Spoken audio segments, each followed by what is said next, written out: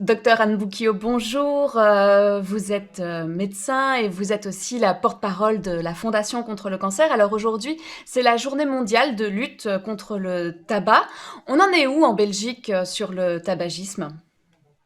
Alors, en Belgique, on constate encore qu'il y a plus ou moins un Belge sur cinq qui est toujours fumeur aujourd'hui.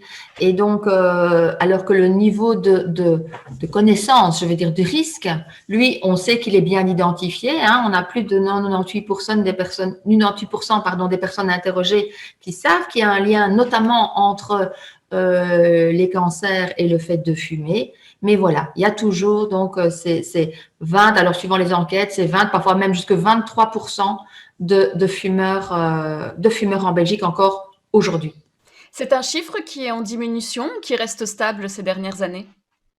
Alors, c'est un chiffre qui a diminué au fil du temps. Hein. Si on reprend vers les années 60, là, effectivement, c'était beaucoup plus. On était même plus proche des 40%.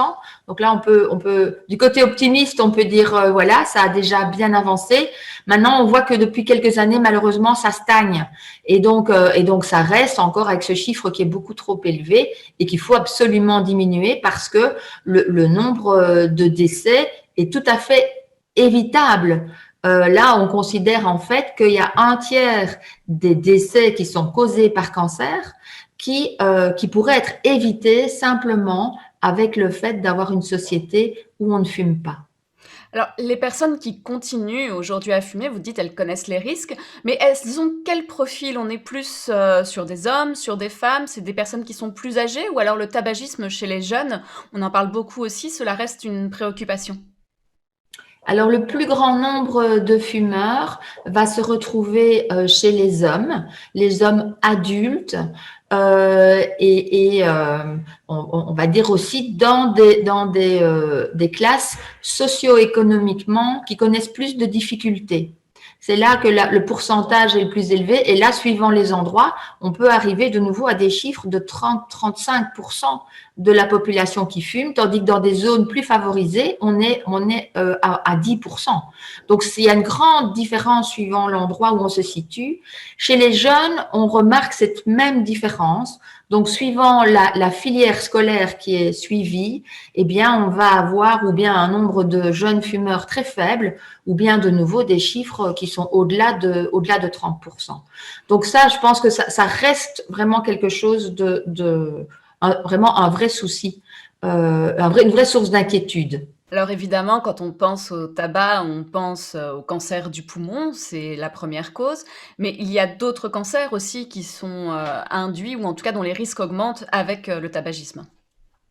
Oui, absolument. Hein. Donc, il y a un lien très, très, très fort qui est connu. Plus de 8 cas sur 10 des cancers du poumon sont directement liés au tabac.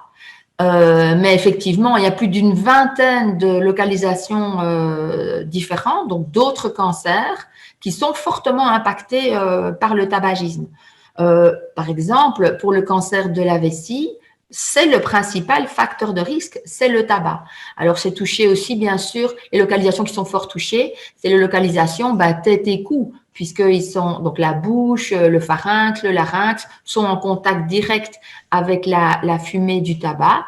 Mais alors, d'autres localisations et des cancers fréquents chez nous, par exemple, on sait que le cancer du sein est influencé aussi par le tabagisme, ça fait partie des facteurs de risque. Le cancer du côlon aussi, on a le cancer du rein. Donc voilà, il y a une multitude d'autres sites de cancer auxquels on ne pense pas nécessairement. Et il y a tellement de toxicité dans cette fumée du tabac que voilà, les dégâts sont terribles. Et il y a aussi, c'est parce que là, évidemment, on parle du cancer, mais il y a toutes les autres maladies, notamment cardiovasculaires. C'est très, très important chez nous. Et toutes les maladies pulmonaires chroniques aussi, bien sûr, sont en lien avec le tabagisme. Alors pour arrêter, c'est pas toujours évident. Il y a notamment la ligne Tabac Stop. Est-ce que vous pensez qu'on en fait suffisamment la promotion? Est-ce qu'elle est assez utilisée?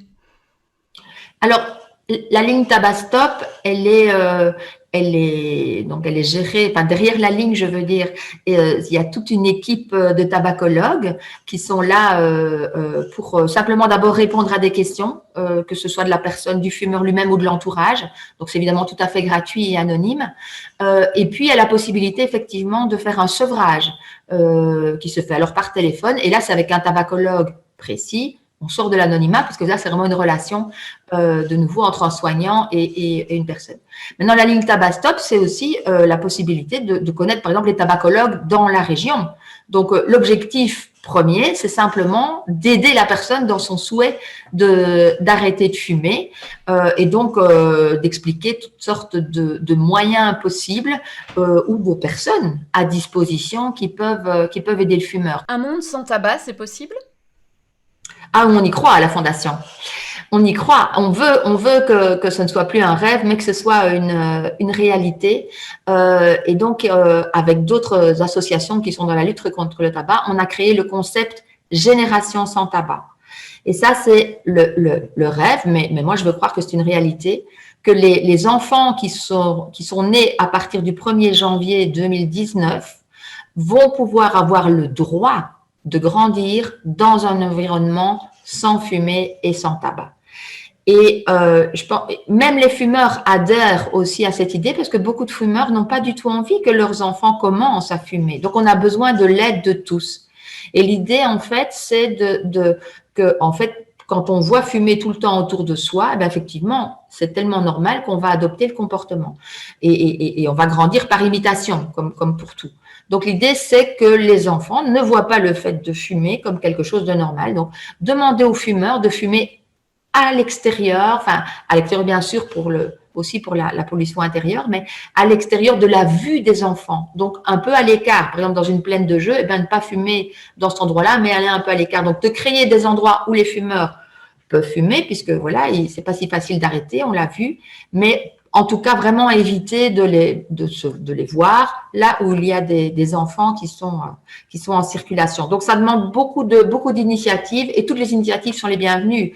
Donc maintenant il y a de plus en plus de communes qui décident de le faire, qui mettent les plaines de jeux comme endroit non fumeur et donc ça se multiplie et c'est vraiment cette multiplication qui va faire qu'on va réussir tous ensemble. Anne Bouquio, je rappelle que vous êtes directrice médicale de la Fondation contre le cancer. Merci pour cet entretien.